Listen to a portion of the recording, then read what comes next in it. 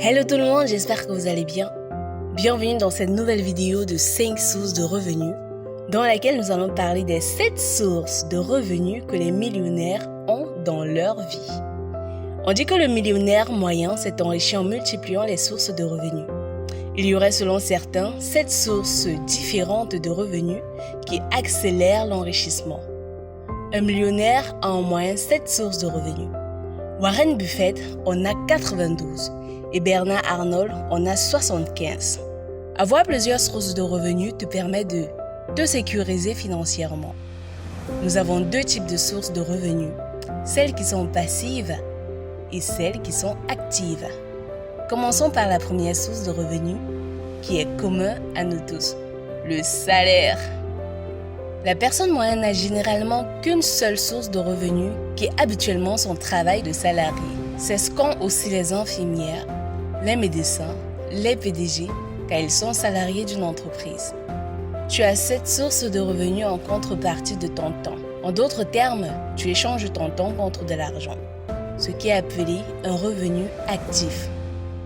La majeure partie des milliardaires commencent avec ce revenu pour subvenir à leurs besoins et ceux de leur famille, mais aussi pour se constituer une épargne conséquente pour pouvoir lancer leur projet. Les impôts sur ce revenu peuvent aller jusqu'à 40% de ce que tu gagnes, ce qui signifie que certaines personnes dans cette catégorie paient presque la moitié de leurs revenus en impôts. Deuxième source, créer une entreprise.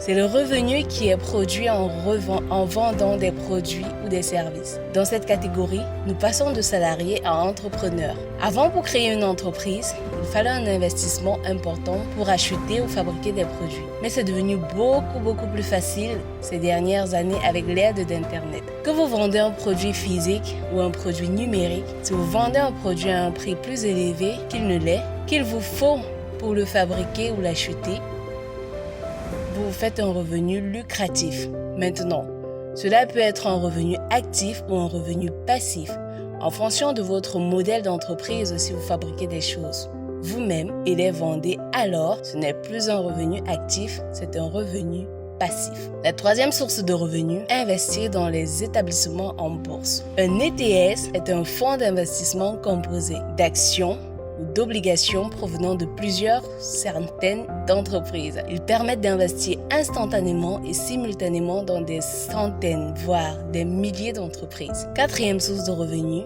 faire de l'achat-revente.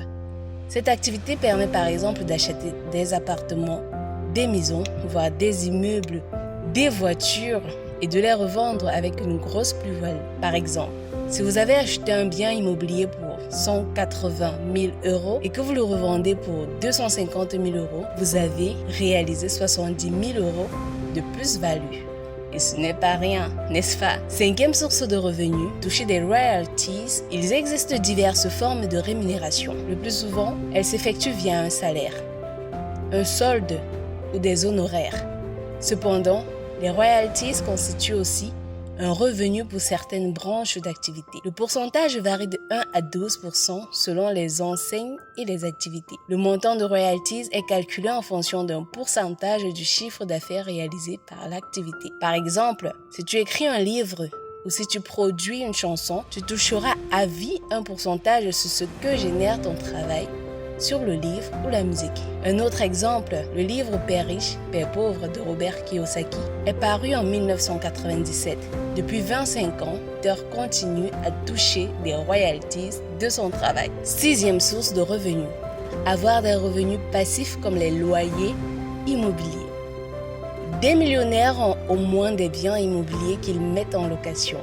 De ce fait, ils touchent des loyers chaque mois grâce à ces biens. Septième source de revenus, être actionnaire dans une ou plusieurs entreprises. Pour diversifier leurs revenus, les millionnaires investissent dans plusieurs entreprises en tant qu'actionnaires et touchent jusqu'à 20% de revenus passifs grâce aux dividendes. Par exemple, LeBron James, l'international basketteur américain, est actionnaire dans le club anglais du Liverpool FC et possède 2% du club. Vous imaginez ce que vaut 2% de ce club? Alors, pensez-y, mes futurs millionnaires. On se retrouve très bientôt pour une nouvelle vidéo. mes futurs millionnaires. Abonnez-vous si ce n'est pas encore fait et invitez d'autres personnes à le faire en retour. À bientôt.